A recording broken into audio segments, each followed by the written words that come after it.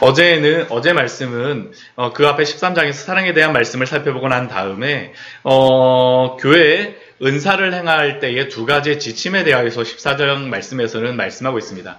첫 번째는 교회의 덕을 세우기 위하여서 덕을 세우는 방법으로 은사를 행하라는 것입니다. 그리고 두 번째는 오늘 볼 말씀인데요. 질서 있게 은사를 행할 것을 오늘 말씀에서 말씀하고 있습니다.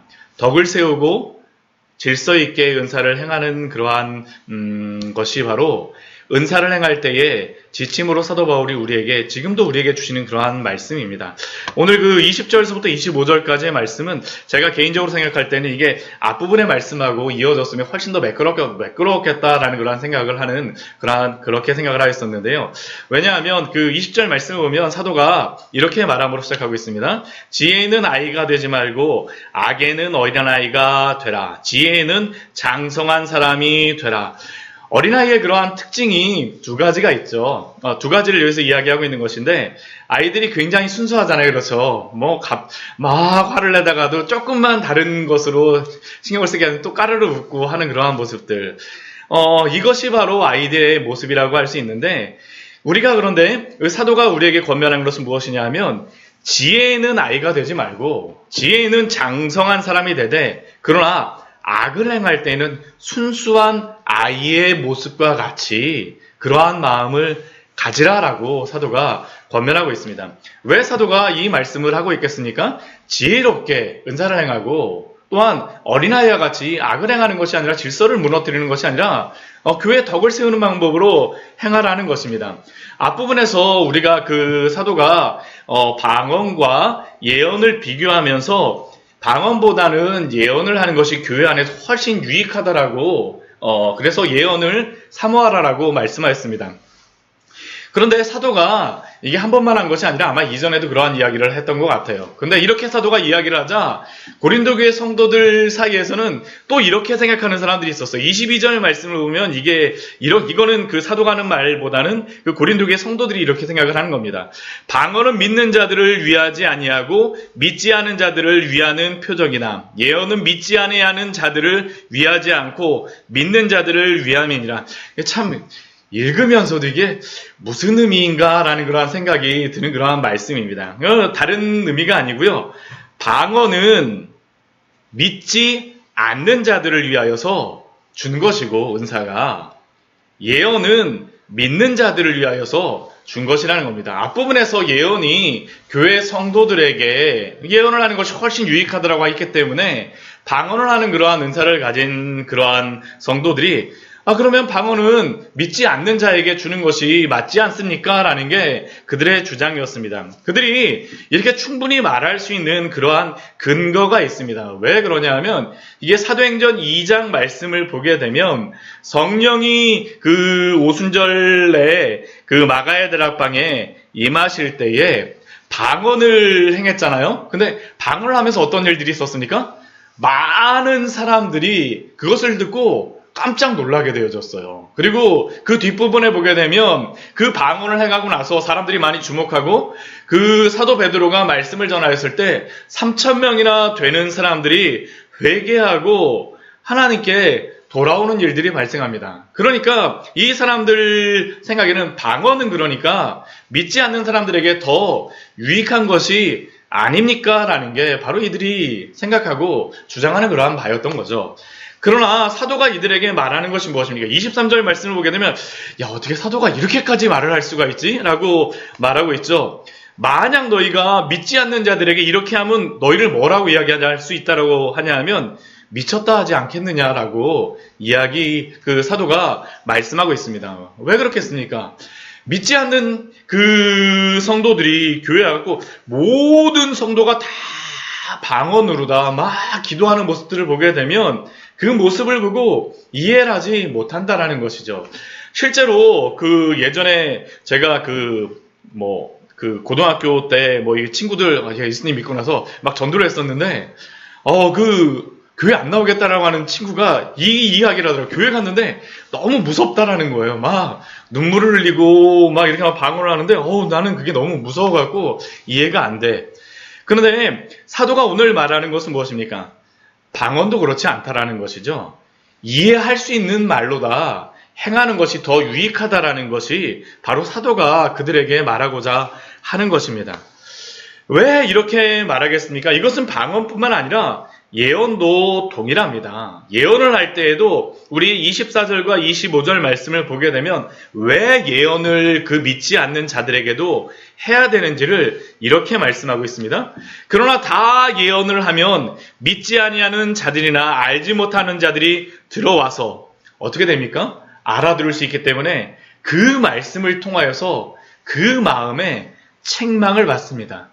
예언의 말씀을 전한다라는 것은 하나님의 그 말씀을 밝히 드러내는 그러한 의미로서 할 수가 있는데요. 이 하나님의 말씀을 전할 때에 일어나는 일이 무엇입니까?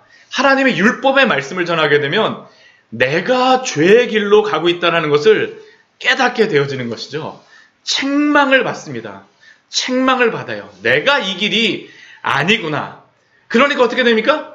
판단하게 되어집니다. 이 길로 나가는 것이 아니구나. 사람들의 그러한 모습을 보니까 내가 죄악된 길로 가는 것들이 내가 바른 길로 갔던 것이 아니라 죄악된 길로 갔었구나. 그러면서 어떤 일이 벌어지게 됩니까? 그 마음에 숨은 일들이 드러나게 됩니다. 성령께서 우리의 마음속에 죄라는 것을 분명히 깨닫게 해주시는 것입니다. 마음의 숨은 일들이 드러나게 되고 회개하게 되어지는 것이죠. 하나님 앞에 제가 죄인이군요. 우리가 정말로 하나님 앞에 기도하며 나아갈 때 성령이 우리로 하여금 눈물을 흘리게 하시는 것이 무엇입니까? 바로 이것 아닙니까? 내가 지금까지 살아왔던 그러한 모습들이 바로 죄악된 길로 살아왔던 것이군요. 하나님, 당신의 길이 잘못된 것이 아니라 제가 죄인이었습니다. 우리의 마음속에 숨은 일들, 죄악된 일들을 드러나게 해주세요. 그래서 어떻게 됩니까? 엎드리게 됩니다. 하나님 앞에 회개하게 되어지죠. 회개하게 되어집니다. 하나님이 그 마음속에서 회개하게 하심으로 죄를 미워하게 하고 죄를 혐오하게 하고 죄로부터 돌아서게 하고 그렇게 되면 어떻게 됩니까? 하나님의 그 영광이 더 밝히 보게 되는 겁니다. 우리의 그러한 죄악된 길을 추구하는 것이 아니라 하나님께로 되돌아서게 되는 거죠. 그게 바로 예언의 말씀이 선포되어질 때 드러나게 되어지는 것입니다. 그리고 이것이 바로 설교를 행할 때에도 지금 예언의 말씀을 전할 때에도 우리가 행해야 되는 것이죠. 참된 예언의 말씀이 전해질 때 일어나는 현상이며 또한 이러한 말씀이 전하돼야 됩니다.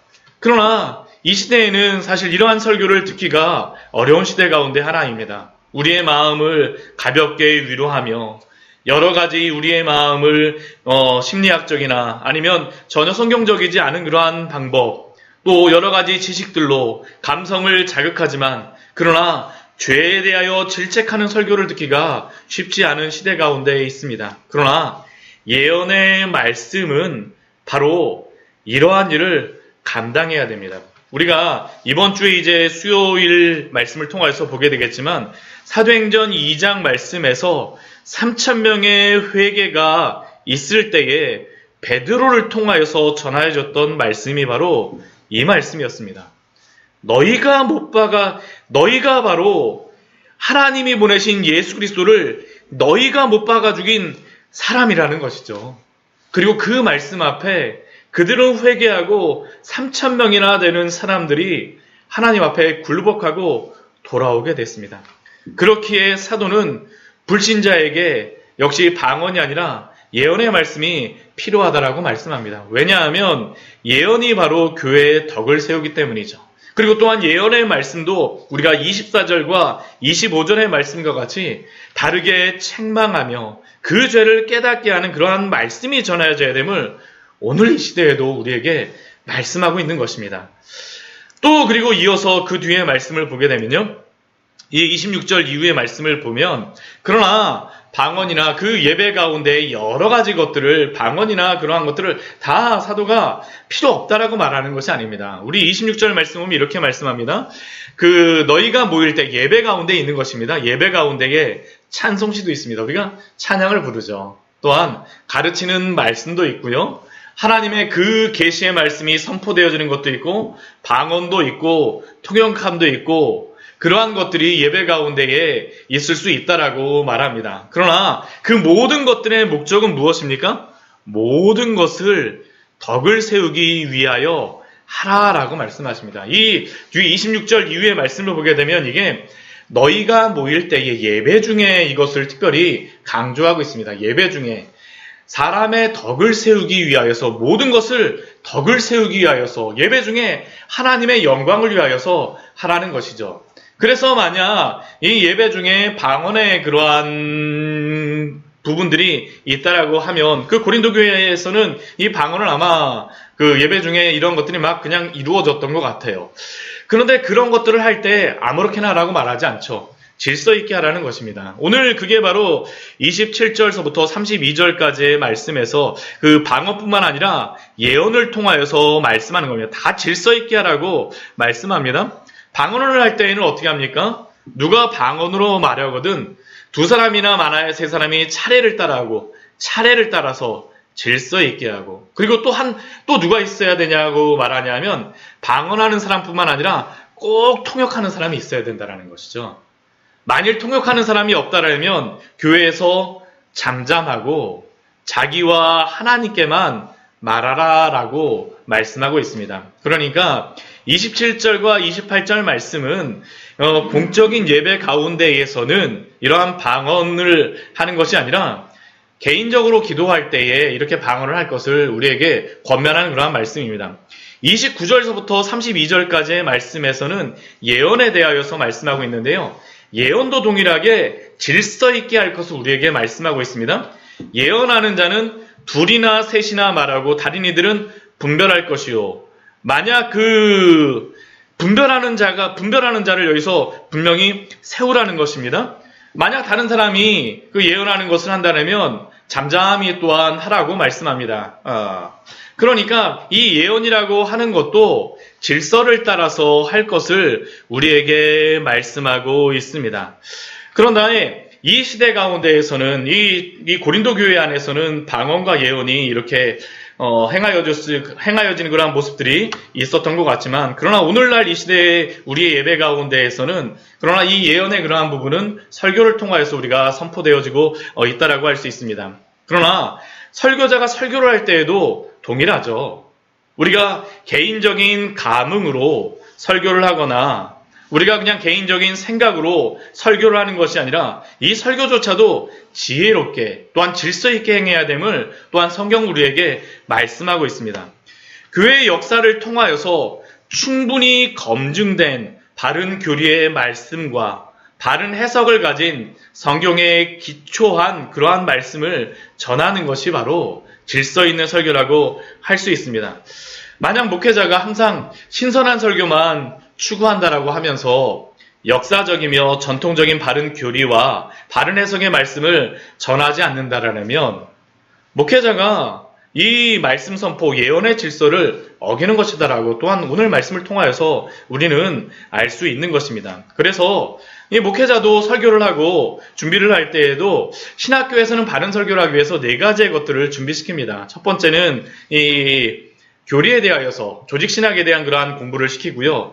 두 번째는 성경신학, 성경 자체에 대한 그러한 지식을 배우게 하고 세 번째는 역사적인 그러한 역사신학에 대해서 가르칩니다. 왜냐하면 그냥 이 역사적인 그러한 진리가 무엇인가를 알게 하는 것이죠. 또 마지막으로 이 실천신학을 함으로 말미암아 어떻게 바르게 말씀을 선포해야 되는지를 말씀합니다.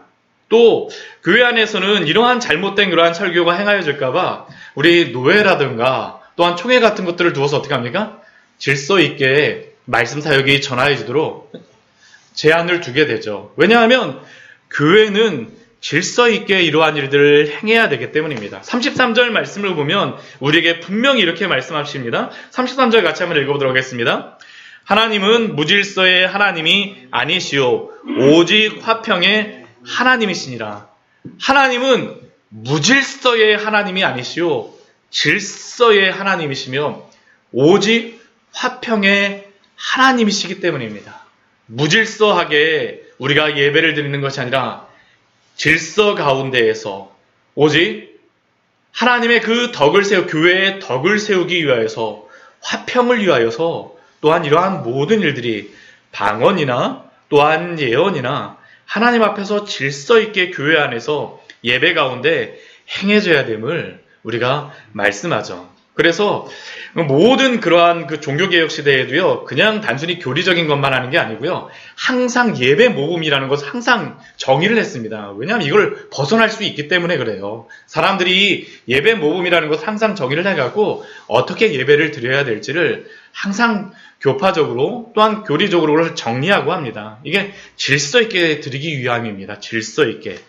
그리고 이러한 말씀 가운데에서 우리가 34절 이후의 말씀을 34절서부터 36절까지의 말씀을 말씀하고 있습니다. 이게 굉장히 또 이게 교회 안에서 논증이 되는 그러한 말씀 중에 하나가 바로 이 34절서부터 36절까지의 말씀입니다.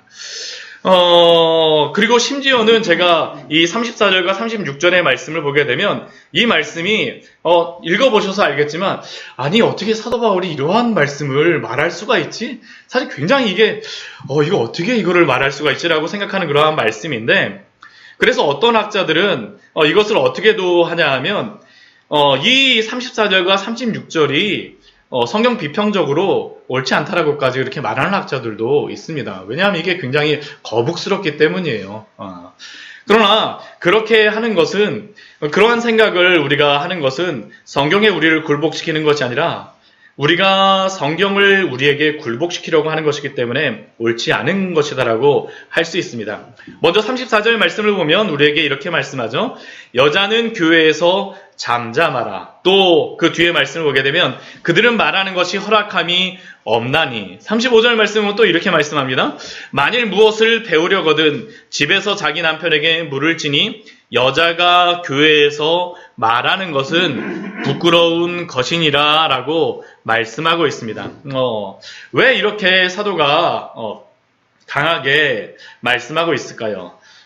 이 고린도 전서 말씀에서는 명확하게 나오진 않았지만, 그러나 사도가 이렇게 말하는 것은 예언과 방언의 그러한 말씀을 하고 난 다음에 이러한 말씀을 하고 있는 그러한 이유 중 분명한 이유, 제가 생각하기엔 분명한 이유라고 생각을 하는데요. 이 고린도 교회 안에 여자들 중에 예언과 방언을 굉장히 하면서 교회의 질서를 무너뜨리는 그런 부분이 있었던 것 같습니다. 그러니까 사도가 그 교회 안에서, 고린도 교회 안에서 일어나고 있는 그러한 모습을 보며 여자는 교회에서 잠잠하라고 말씀하고 있죠. 그러나 이것은 여성들로 하여금 방언이나 예언을 금하고 있는 말씀이 아닙니다. 우리가 분명히 앞에서도 보았지만 11장 말씀을 보게 되면 여성이 교회에서 방언과 그러한 예언을 하였음을 우리가 볼 수 있습니다. 또 사도행전 21장 말씀에서는 빌립 집사님의 4명의 딸이 천으로 예언하는 자라고 분명히 말씀하였죠. 그러니까 여성이 교회에서 방언이나 예언하는 것을 금하는 말씀은 분명히 아니라고 할 수 있습니다. 그러면 왜 이렇게 사도가 이렇게 말씀하고 있을까요? 이 상황적인 고린도 교회의 상황적인 부분이 분명히 있고요. 그러나 이 상황적인 부분 가운데에서 우리에게 34절 중간의 말씀에 이렇게 말씀하고 있습니다. 율법에 이른 것 같이 오직 복종할 것이요 라고 사도가 말합니다. 우리가 11장 말씀에서도 보고 이게 디모데전서 2장 말씀에서도 이게 좀 연관이 되지만 사도가 이러한 것들을 항상 성경의 말씀을 가지고 와서 이야기를 해요. 율법에 이른 것과 같이. 그런데 이 말씀은 어떠한 말씀을 가져오는 것이냐 하면 창세기의 그러한 말씀을 가져오는 것입니다. 창세기 3장 16절의 그러한 말씀을 가져오고 있는 것인데요. 그 말씀에 보면 이러한 말씀이 있습니다. 너는 남편을 원하고 남편은 너를 다스릴 것이니라 하시고, 아담과 하와가 선악과를 따먹음으로 인하여서 죄로 인하여 빚어지게 된 가정의 그러한 모습을 말씀하죠. 남편을 원하고 아내가 남편을 마음대로 행하고자 하는 것입니다. 그리고 또 남자는 어떻습니까? 마음대로 막 그냥 복종하게 하는 것이죠. 그런데 그 결과는 어떻게 될까요? 그 안에서 전쟁이 벌어질 수밖에 없습니다. 그러나 이것은 정상적인 가정의 모습이 아닙니다. 참된 가정의 모습은 무엇일까요? 창세기 2장 말씀에 하나님이 말씀해 주신 거죠. 죄로 인하여서 그게 하나님이 그렇게 말씀해 주셨고요. 창세기 2장 말씀에서는 그렇게 말씀하지 않습니다. 창세기 2장에서 우리에게 가르쳐 주신 그 가정의 본 모습은 무엇이었습니까? 창세기 2장에서는 남편이 아내의 그 이름을 지어주는 데에 그 이름을 지어줄 때 그냥 하는 것이 아니라 하나님이 그 옆구리에 옆구리의 갈비뼈를 가져다 옆구리에 그 갈비뼈를 가져다가 아내를 지으시게 하고 나서 남편이 고백하는 것이 있죠. 내 뼈 중에 뼈요, 살 중에 살이라. 이것이 남성이 아내를 향해서 고백하는 것입니다. 모든 것들을 다 빼앗겨도 아내만은 이룰 수가 없다라는 것이죠. 그 안에 사랑을 이야기하고 있는 것입니다. 나의 가장 뼈 중에 뼈고 살 중에 살이 바로 아내이고 또한 하나님이 나에게 베풀으신 그 여인이라는 것입니다. 이게 바로 성경이 말하는 것이죠. 남편과 아내는 지배하는 관계가 아니라 뼈 중에 뼈요, 살 중에 살로 내 모든 것을 다 내어주어도 아내가 내가 가장 사랑하는 그러한 존재임을 고백하는 그러한 사랑의 관계이고 또한 아내는 어떻습니까? 남편을 향하여서 마지못하여서가 아니라 진심으로 자신의 이름을 불러주는 그 사람으로서 존중해주는 그러한 관계입니다. 아가서에서 우리가 그것을 볼 수 있죠. 검띠검은 볼품없는 술람미 여인을 사랑함으로써 어떻게 만듭니까? 당당한 여인으로 또한 남편이 세워주고 있죠. 이게 바로 창세기의 말씀을 통하여서 또한 아가서의 말씀을 통하여서 우리에게 말씀하여 주는 그러한 말씀입니다. 여기서의 복종은 바로 이러한 복종입니다. 그리스도의 교회를 사랑하기에 마음으로 우러나와서 순종하며 또한 그 마음에서 참되게 사랑하는 것이 바로 그 마음이죠. 그 마음. 그 마음에서 순종과 또한 사랑이 이루어질 수 있음은 질서가 이루어질 수 있음을 오늘 말씀에서 우리에게 알려주고 계시는 것입니다. 그런데 오늘 이 말씀을 보면서 이것은 단순히 남자와 여자의 그러한 관계뿐만 아니라 저는 교회 질서에 대하여서도 하나님이 우리에게 말씀해 주시는 부분이라고 생각합니다. 예전에 저한테 이런 말씀을 하셨던 그러한 분이 있으세요. 교회에 문제가 생겨갖고, 목사님하고 장로님하고 이렇게 관계가, 좀 교회에 문제가 있는데 이걸 어떻게 해야 될까요? 하면서 저한테 질문하시는 그러한 분이 계셨는데, 그러면서 굉장히 아파하시는 그러한 분이 생기면서 제가 어디를 이렇게 해야 됩니까? 라고 저한테 질문하는데, 제가 뭐라고 말씀드릴 수가 없죠. 제가 뭐라고 말씀드릴 수가 없는데, 제가 드렸던 말씀은 딱 한 가지였습니다. 하나님이 세우신 그 질서를 대항하지 마시고 교회를 위하여서 기도하여 주십시오. 이것을 우리가 알 수 있는 그러한 부분이 무엇입니까? 다윗이 아무리 자신을 죽이려고 했던 그 사울이라 할지라도 어떻게 합니까? 끝까지 참죠. 하나님이 세우신 그 질서, 기름 부은 자를 위하여서 끝까지 사울을 죽일 수 있는 기회가 있음에도 불구하고 다윗이 그 질서 앞에 순종하는 것입니다. 그리고 그 질서를 지켰을 때에 하나님이 세우시는 줄 믿습니다. 이게 바로 교회 안에 이루어야 될 품이 있고 질서 있는 그러한 모습인 줄 믿습니다. 결국 교회는 사랑으로 세워지고 결국 교회는 하나님의 덕을 세우기 위해서 교회의 덕을 세우기 위해서 모든 것을 품이 있고 질서 있게 행해야 되는 줄 믿습니다. 오늘 이 새벽 참 우리 다 말씀이 쉽지 않은 그런 말씀입니다. 정말 쉽지 않은 말씀이고요. 그러나 하나님의 말씀 가운데 우리가 굴복하였으면 좋겠습니다. 우리가 그 말씀 앞에 하나님의 말씀을 우리가 가져오는 것이 아니라 하나님 앞에 우리가 순종하며 나아갈 때 하나님이 길을 열어주시고 또한 우리의 가정 가운데에서도 우리의 교회 가운데에서도 질서를 세워주시고 주여 인도하여 주시옵소서. 우리 주님 앞에 같이 기도하며 나가도록 하겠습니다.